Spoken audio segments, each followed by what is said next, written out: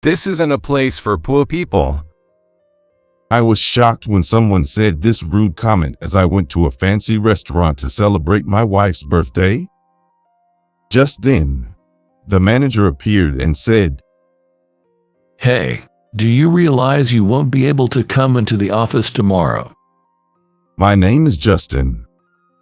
I'm married and work with cars. I often get work requests on the fly and frequently have to respond to emergencies. Today was supposed to be a special dinner at a fancy restaurant for my wife's birthday. But of course, that's when an urgent job came up. I wanted to rush back, but it was a job entrusted to me by an important client.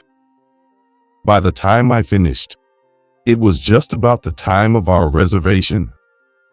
Normally, I'd want to change my clothes, but I'd be late. I sighed and decided to go straight to the restaurant in my work clothes. When I arrived at the fancy restaurant, it seemed my wife was already waiting in front of the restaurant. "Sorry to keep you waiting. Sorry for the way I look. I didn't have time to change." That's okay. I'm sure the restaurant manager will understand. My wife smiled warmly, forgiving my rudeness. As I was relaxing my shoulders, a man happened to walk by. It seemed he was also visiting the restaurant, and as he was opening the door and our eyes met, he looked suspicious and clicked his tongue. Then he walked brashly into the restaurant and declared loudly, "I'm Max. I have a reservation under my name. I'll be your guest again today." I didn't intend to listen, but I could overhear Max talking to the manager. It turns out Max is a banker and has used this restaurant several times. We were about to follow into the back of the restaurant, but for some reason, Max suddenly kicked my leg as we passed by. I thought it was an accident, but Max clearly glared at me and kicked my leg again. Why is someone like you entering this fancy restaurant? Max asked me that, but I was so surprised by the silliness that I couldn't answer. Noticing the commotion, the restaurant manager looked at us anxiously. At that moment, my wife quietly spoke up. What do you mean by that? I'm saying, why is someone in dirty clothes at such a nice place? Max snapped at my wife fiercely, and I intervened, surprised. "Sorry, my work ran late, and I thought I wouldn't make the reservation, so I came without changing." That's none of my business, and I don't care. Today is an important day for me. It's troublesome if there are unsightly customers like you here. Max said vehemently, and then turned to the manager. Right? It's troublesome for you too, right? "No, everyone is a valued customer." No, it bothers me. If people like you eat here, it lowers the quality of the restaurant. It's disruptive to business. This isn't a place for poor people. As I was completely baffled by someone saying this just because of the clothes, the manager apologized deeply. "I'm very sorry." See, even the manager is apologizing to me. Before you cause more trouble, why don't you just leave? Max waved me away as if shooing a dog. But the manager raised his head and calmly said to Max, "No, I was apologizing to Justin for your rude behavior, Max. Do you realize you won't be able to come into the office tomorrow?" What? What are you talking about? There's no way that's true. Stop threatening me. Max said this, but his eyes darted around, clearly flustered. And muttering complaints, he left us behind and walked away. The next day, my wife and I went to the bank to handle some paperwork. But as soon as we entered, a loud fuss greeted us. Why isn't my employee ID working? Is the machine broken? It was Max, whom we had encountered at the fancy restaurant the day before, causing a scene. His behavior was so extreme that other customers looked uneasy and restless. Seemingly unaware of the situation around him, Max looked around to see whom he could complain to. It's not a show. Stop staring. The next moment, Max noticed us and strode towards us. In a panic, his boss tried to stop him, but Max shook off his hand and glared at us. You guys, why are you here? Please move to the back since here are other customers around. The boss said, and somehow, we ended up being taken to the back too. When we were led to a conference room at the back of the bank and had just sat down, Max said to us, "You were the poor guy who came to the restaurant in work clothes yesterday. What are you doing in a bank?" And kicked my chair with a thud. Ouch. What are you doing? Playing the victim, huh? It's your fault for coming to my workplace. Max kept hurling selfish insults at me. It's your fault for coming to a fancy place in dirty clothes. Yesterday was an important business day for me. What were you going to do if you caused me to fail? Your schedule has nothing to do with us. We too had an important event yesterday. It was my wife's birthday. I was angry and shot back, but Max just sneered. A birthday? It's ridiculous to wear work clothes to a birthday party. We had our reasons. We met you for the first time yesterday at that restaurant. So how could we know you had important business? Still, it's rude to come to such an ambience in work clothes. Don't you understand that it makes other customers uncomfortable, even at your age? A poor old man like you is worthless. Max's harsh words made my wife unable to stay silent any longer. I've been listening, but how can you say such awful things to almost strangers? It's because of that attitude you're getting fired from the bank. What are you talking about? I'm not getting fired. My employee ID isn't working because of a mishap or a machine error. Max yelled at my wife, then started to direct his snide remarks at her again. Having a poor and senseless husband must be tough. Because you're poor, you fantasize that I'm getting fired. If you're poor, then walk quietly on the edge of the road like poor people should. If you understand, then just go home. Being in the same air as you might make me poor too. It's sad you can't see the good in people. We're neither poor nor struggling. You wouldn't understand my husband's qualities because you're selfish and rough. As my wife firmly responded, Max's face turned red with anger. No, you're the pitiful one. Yelling at others in a fit like that, you must be disliked by everyone. Aren't you the one who's disliked? Since you only speak harshly, I bet no one likes you. As things seemed to be getting out of hand, I tried to step between my wife and Max. Just then, hurried footsteps sounded from the corridor, and Max's boss burst into the conference room.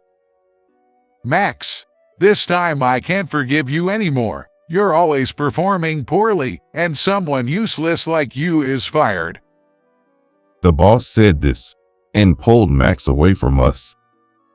Max glared at his boss unhappily. I've been working hard for this bank. You know, my performance is going to improve. Why should I be fired? Even if you're my boss, you don't have the right to fire me. As Max declared this confidently, another figure followed the boss into the conference room. You are the president. Why are you here? It was the president of the bank. Seeing the top executive appear, Max's mouth opened and closed wordlessly. Dad, you came. My wife said happily as she ran to the president and Max turned pale with shock. Dad, what do you mean by that? It means just that. The president of the bank is my father. Yesterday, I told him about the rude behavior I received from you at the restaurant. I told him how you ruined my birthday celebration, and he came to see for himself. No way. That can't be true. Max slumped into his chair as if all strength had left him. It sounds like you made quite a scene. Don't cause trouble in front of other customers. Sir, it's because these people are being unreasonable. You said your name was Max, right? Maybe it's your habit of quickly blaming others that's preventing you from achieving good performance. Reprimanded directly by the president, Max's shoulders slumped. But the next moment, he dramatically clung to the president's feet and began to make an unbelievable plea. I'm sorry. I've really been trying hard regarding my performance.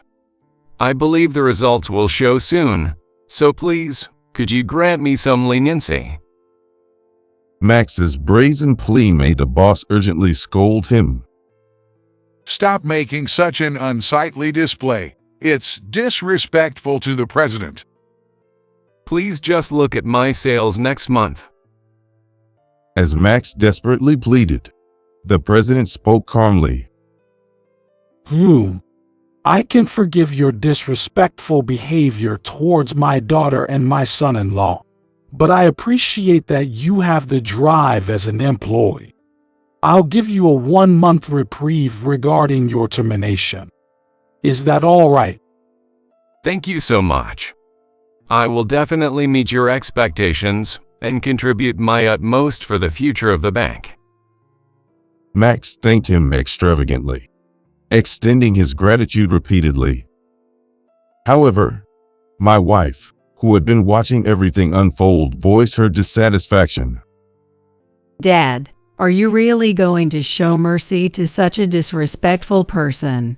He was really horrible to both me and my husband.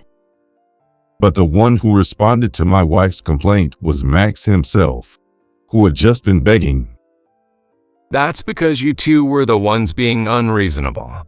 It's unheard of and lacks common sense to visit a fancy restaurant in work clothes. With that said, even though there was a reason for our attire, I found myself unable to respond. It seemed like Max was about to escape being fired when… Max, didn't I say, do you realize you won't be able to come into the office tomorrow?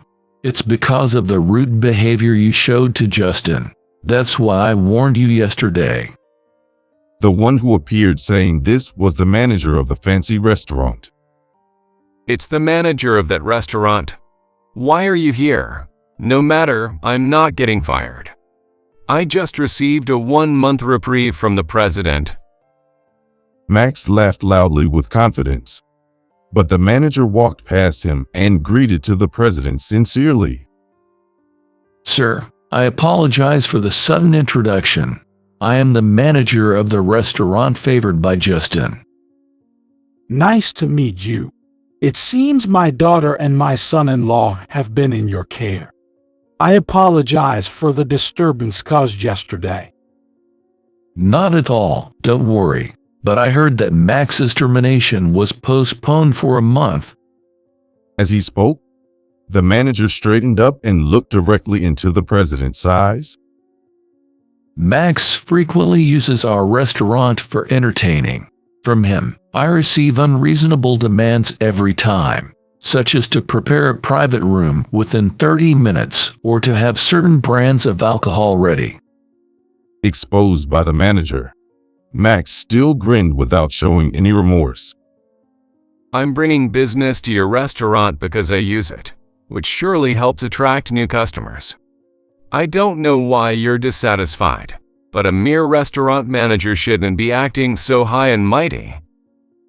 But the manager ignored Max's words and addressed the president directly.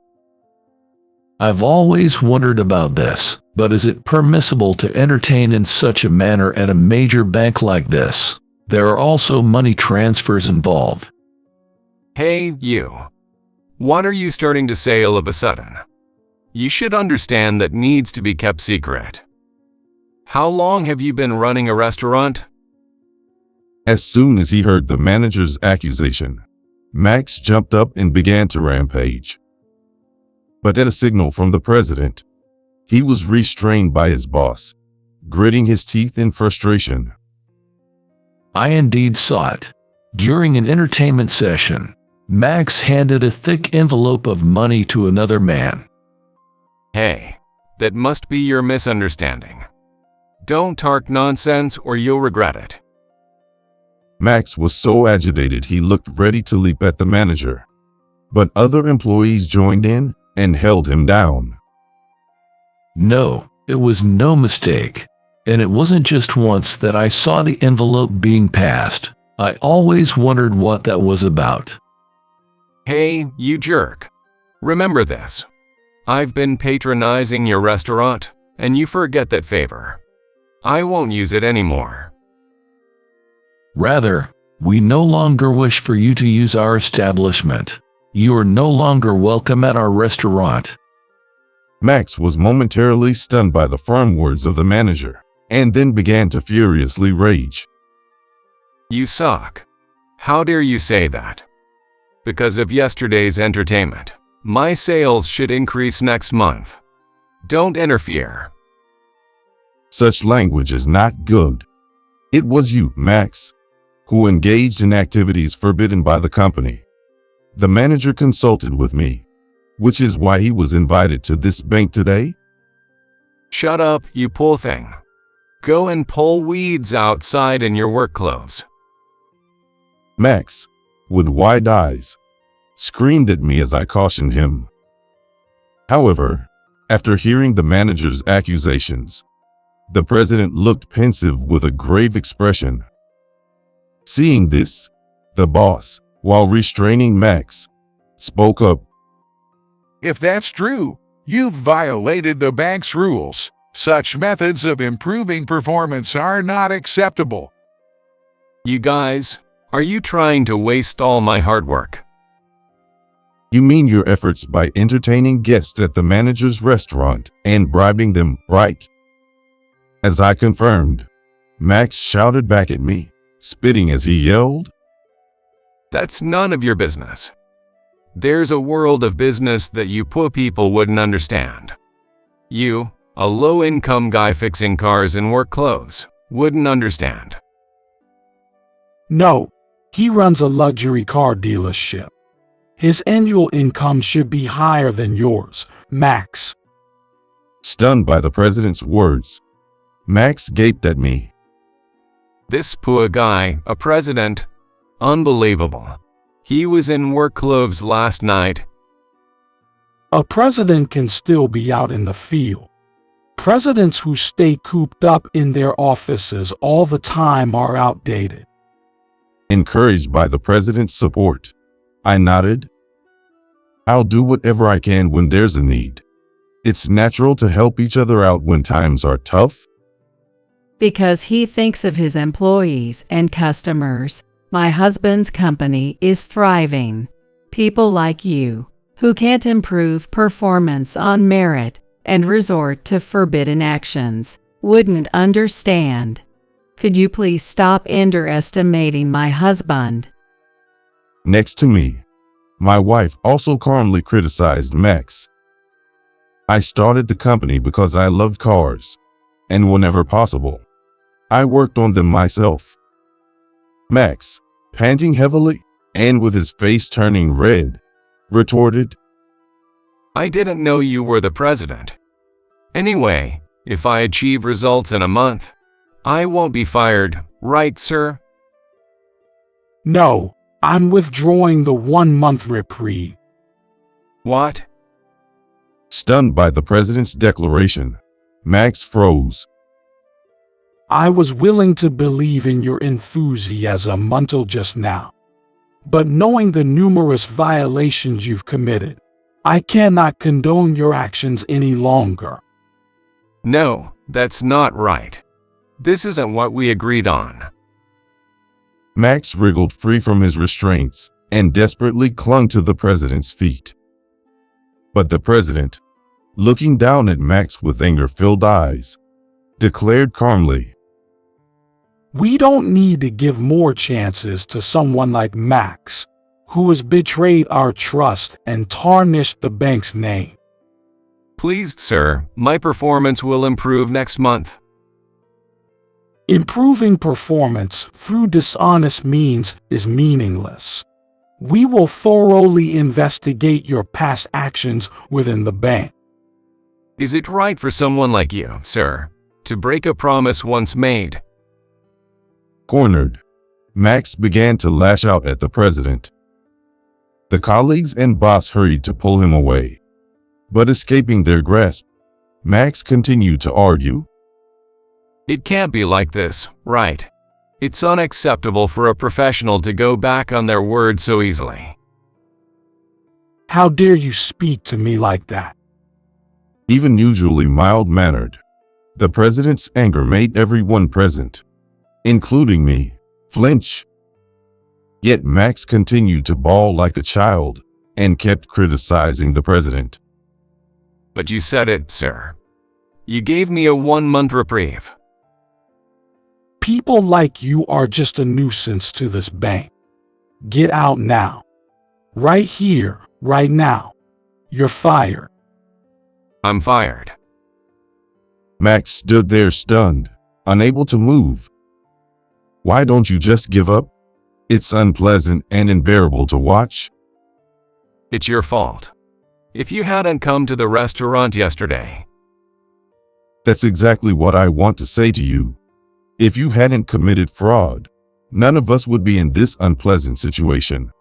The exit is that way. As I pointed to the exit, Max finally began to shuffle away. He glared at me as he left, but staggered off without saying anything. With the troublemaker gone, my wife, the president, and the other bank employees all seemed visibly relieved. Ultimately, I felt a bit guilty for having pushed Max out, but I also felt relieved. Afterward, Max was sued by the bank and had to pay for his crimes. He ended up using all his savings and still took on debt. Even after resigning, he couldn't find a new job and now hops from one day labor job to another, struggling to pay off his massive debt and working exhaustively from dawn till dusk. At this rate, it doesn't look like he'll be visiting any fancy restaurants anytime soon. Meanwhile, I continued to manage my company while still making appearances in the field. Thanks to that, our clientele and sales have been steadily increasing.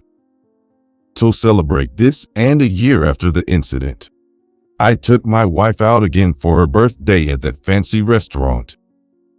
This time, we enjoyed our meal without any trouble from difficult customers like Max.